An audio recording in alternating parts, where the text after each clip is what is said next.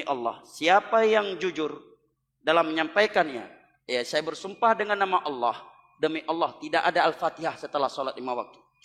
Yang ada dari Nabi setelah salat 5 waktu, silahkan buka Sahih Bukhari, Sahih Muslim, Sunan Abi Daud, Sunan Tirmidzi, Sunan Ibnu Majah, dan seluruh kitab hadis serta seluruh kitab fikih, baik fikih Syafi'i, Hambali, Maliki, Hanafi, ataukah Al-Fiqhul Muqarran, fikih perbandingan mazhab. Yang ada setelah salat 5 waktu, Nabi setelah salam istighfar 3, kata Abdullah bin Abbas, istighfar 3 kali. Astaghfirullah, astaghfirullah, astaghfirullah. Kemudian Allahumma antas salam wa minkas salam tabarakta ya dzal jalali wal ikram la ilaha illallah wahdahu la syarika lahu lahul mulku wa lahul hamdu wa huwa ala kulli syai'in qadir la haula wa la quwwata illa billah la ilaha illallah mukhlishina lahuddin walau karihal kafirun Allahumma la mani lima a'taita wa la mu'ti lima mana'ta wa la yanfa'u dzal jaddi minkal jadd. Kemudian subhanallah 33 kali, alhamdulillah 33 kali, Allahu akbar 33 kali, ada pula yang berpendapat 11 kali. Kemudian la ilaha illallah wahdahu la syarika lahu lahul mulku wa lahul hamdu wa huwa ala kulli syai'in qadir. Kemudian ayat kursi, kemudian 3 kul. Khusus pada maghrib dan subuh membacakan la ilaha illallah wahdahu la syarika lahu lahul mulku wa lahul hamdu yuhyi wa yumiitu wa huwa ala kulli syai'in qadir 10 kali.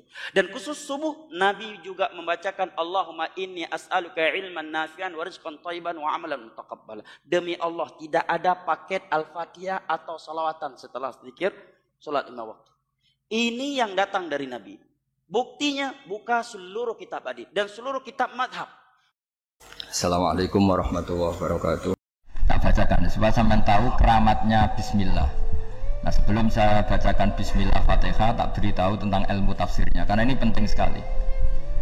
Fatihah itu dawuhnya Allah, tentu itu dawuhnya Allah. Saya ulang lagi, itu kalamullah. Tapi yang sudah diberikan kesampaian ke kita semua. Sehingga seakan-akan itu menjadi dawuhnya kita ke Allah. Jangan salah loh ya, Fatihah itu dawuh Allah tapi sudah diberikan ke kita. Sehingga posisi kita itu yang punya itu. Nah, kenapa ini perlu dijelaskan? Karena nanti ada kalimat iyyaka na'budu wa iyyaka nasta'in. Kalau itu masih kalam Allah, berarti Allah ngomong ke kamu, ngendikan ke kamu, kepadamu aku menyembah. Masa Allah menyembah kamu? Nah, sehingga ilmu tafsir itu menyelesaikan itu dulu ya. Saya ulang lagi ya, sebelum sampean sering baca Fatihah, aku yakin ya sering baca. Ini barokahnya ndak paham itu ndak pernah janggal. Nggak paham itu ya penting supaya ndak iskal, ndak janggal.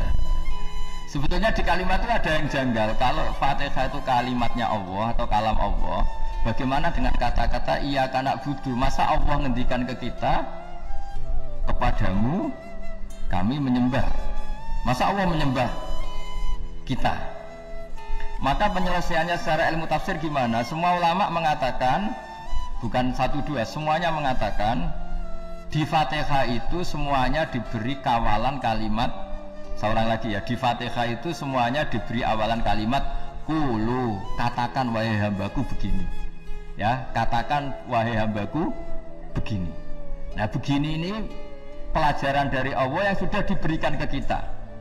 Terus kita mengatakan bismillahirrahmanirrahim, alhamdulillahirabbil, nah, termasuk kita mengatakan iyyaka na'budu wa iyyaka nasta'in. Jangan bayangkan Allah ngendikan ke kita. Kalau Allah ngendikan kita berarti gini, hei wahyu ihdinas siratal mustaqim, tunjukkan saya jalan yang benar. Nah, nanti kamu terus, ya Allah, Anda aja minta pertolongan saya minta tolong siapa? Kan jadi panjang kan. Ya, saya ulang lagi ya. Jadi itu di Ulumul Quran diterangkan gimana? Sebelum baca Fatihah ya, Fatihah itu kalamullah, ngendikane Allah, tapi yang sudah diajarkan ke kita dan sudah milik kita, sehingga kalimat itu menjadi milik kita. Tapi ya kalamullah, tetap kalamullah, tapi sudah menjadi milik kita. Udah paham ya? Ya pinter nah. Ya, karena kalau tanpa penjelasan seperti ini Anda akan iskal. Bagaimana Allah, iskal itu janggal, bagaimana Allah mengatakan iya karena butuh. Kan jadi aneh ya. Ya, jadi tak jelaskan secara ilmiah ya. Jadi kata ulama-ulama tafsir, ayat-ayat Quran seperti ini sebetulnya dimulai dari qulu, apa? Meskipun enggak dilafatkan. Itu kan sama dengan qul huwallahu ahad Muhammad. Katakan kalau Tuhan itu satu. Ya namanya Quran itu kan kalam Allah, membina nabinya, membina umatnya. Makanya dikatakan atau enggak, di sini tersembunyi kata kulu, katakan. Ya. Jadi ya ibarat apa itu? Kamu ngajari anak kamu lah. Le, panggil jenengan bapak kulo. Itu maksudnya anak itu, kalimat itu kalimat kamu, tapi kamu ajarkan ke anak kamu. Terus anak kamu bilang, Pak jenengan bapak kulo. Nah, ketika kamu mengatakan jenengan, bukan kamu mengatakan jenengan anakku, berarti anakmu itu bapakmu, kan lucu kan? Anak kamu ajari jenengan bapak kulo. Kamu, engkau, bapak saya. Terus anak kamu mengulang jenengan atau kamu bapak saya. Berarti itu kalimat yang kamu ajarkan, tapi sekarang sudah milik anak kamu.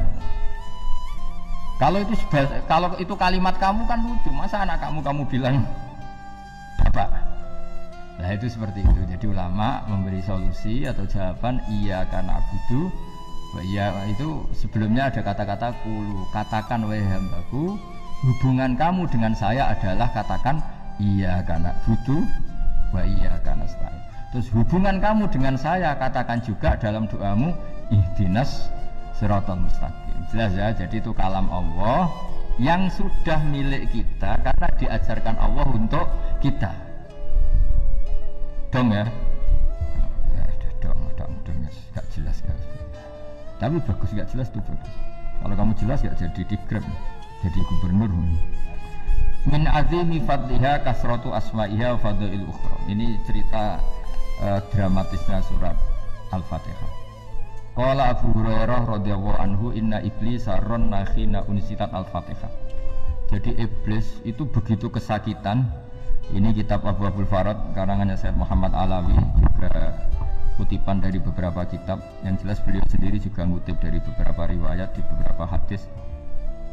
Halaman 123. Ketika Fatihah turun itu iblis kesakitan. Kayak orang sakit gigi lah, tersiksa sisanya karena turunnya surat apa? Al-Fatihah. Artinya kalau Anda baca Fatihah dijiwai, maka Anda melemahkan setan, melemahkan iblis.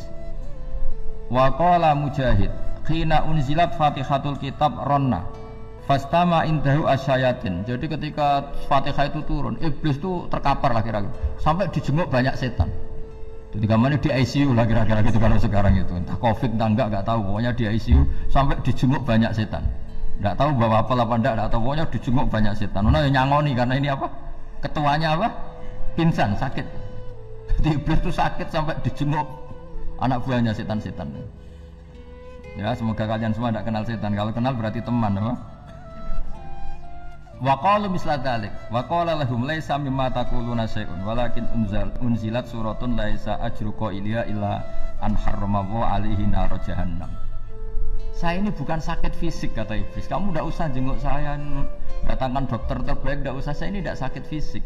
Saya ini sakit karena ada surat yang diturunkan, yang pahala yang melafadzkan surat itu pasti selamat dari neraka. Padahal misi terbesar saya ini supaya manusia masuk neraka. Sekarang punya tamengnya. Wah pusing kan? Ya seperti orang lah, goda sampean ternyata sampean setia, itu kan pusing. Nah ternyata tidak setia, itu yang akhirnya ribet kan itu.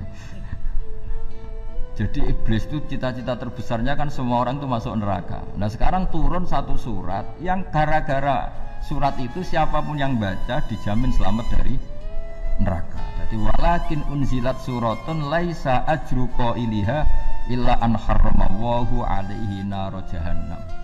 Karena jadi dia shock lah istilahnya, kalau orang di Jawa itu bilang shock. Aduh sial nasib saya ini umat nggak bisa saya goda lagi karena tamengnya ada di sini.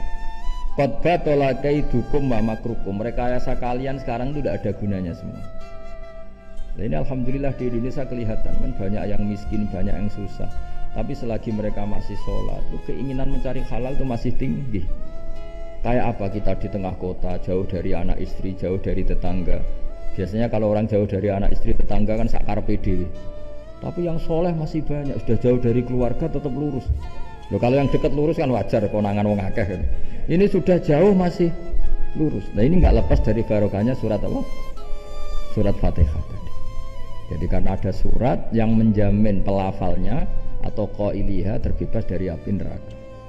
Wa qalat as-sayatinu lahu is ayusai'an ta'muruna ya maulana. Faqala lahum idhabu wajtahidu hatta tukhfilu qulubahum hatta la yaqulu hadhihi surah. Lalu kita gimana? Jari para setan gitu. Lalu kita gimana? Terus kata iblis, sudah bikin mereka lupa sehingga tidak baca lagi. Selagi masih baca kita pasti keok. Jadi kalau sampean sudah jarang baca Fatihah itu berarti sudah bagian dari kemenangan apa? Iblis. Jadi kalau sampean sudah jarang baca Fatihah itu berarti bagian dari kekalahan Anda, kemenangan iblis. Masih sering baca? Berapa kali? Terus apa lagi?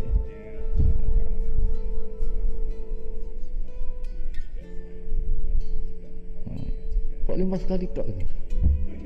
Berarti pas salat fardu tok.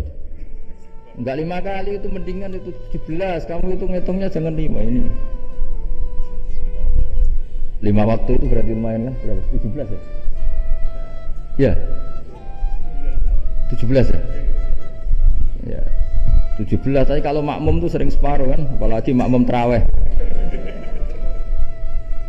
Ya kan? Makmum tarawih itu bacanya Fatihah ada yang sempurna enggak ya? Ya enggak lah. Baru alhamdulillahirabbil alamin mampu rukuk ikut rukuk gitu. Makmum kan yang tarawih lah, Mas. Kalau tarawih jarang sempurna ya. Fatihahnya itu. Kan imam sudah rukuk. Kamu bacanya Fatihah sampai mana tuh? Baru setengah ya. Ya paling pas tarawih aja kan enggak sempurna ya. Apalagi kalau imamnya sing kilat tuh, waduh malah ada.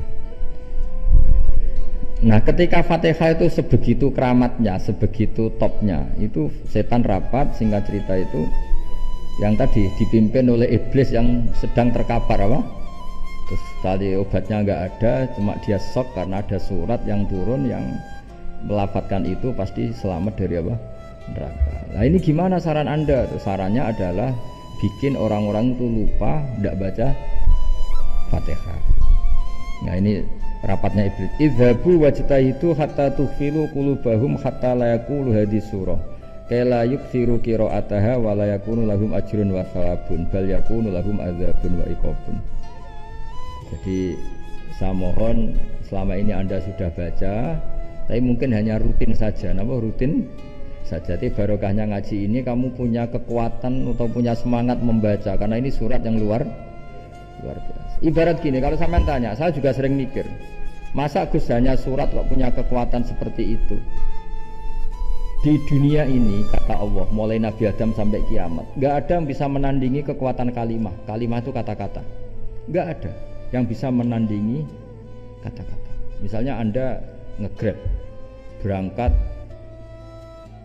istri cuek, berangkat cuek. Itu beda dengan ketika meskipun satu kalimat, wes Pak, muga-muga dilindungi pangeran, mungkin jenengan selamat.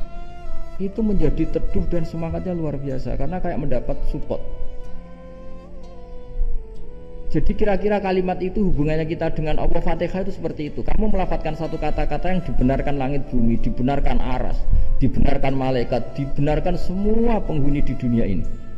Sehingga itu efeknya luar biasa. Itu seperti gini ya, kamu cerai sama istri, terus nikah lagi katut babon. 10 tahun anak kamu dididik, ibunya benci kamu, dan memang Anda layak dibenci. Dididik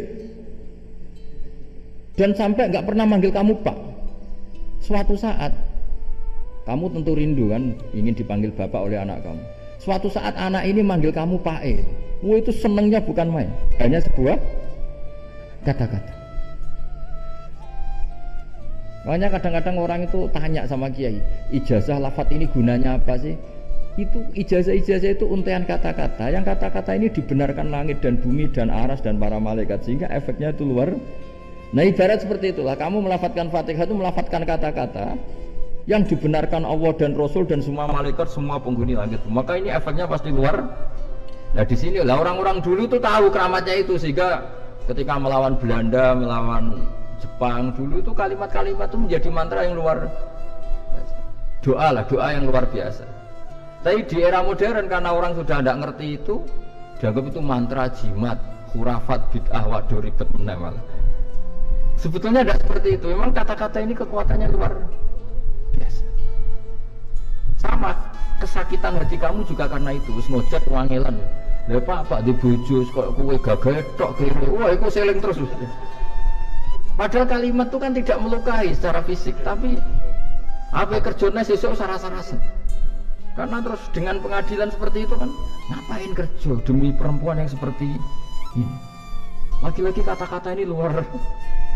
Nah bayangkan kalau kata-kata itu adalah kalimat yang diajarkan Allah lewat Rasulnya, lewat malaikat Jibril. Kayak apa kekuatannya? Nah kira-kira Fatihah itu gitu. Kalimat yang baik, kalimat thayyibah diajarkan oleh Allah dan Rasul. Kayak apa kira-kira kekuatannya? Pasti luar biasa. Wong support yang dikatakan istri kita, anak kita aja luar biasa. Apalagi ini support yang diajarkan Allah dan Rasul. Ya makanya saya mohon kalau baca Fatihah, baca kalimat-kalimat thayyibah ketika sholat itu dijiwai. Ya misalnya Rabbana lakal hamdu mil'us samawati wa mil'ul ardi wa mil'u ma syi'ta min syai'im. Engkau zat yang layak dipuji dan pujian ini memenuhi langit dan bumi.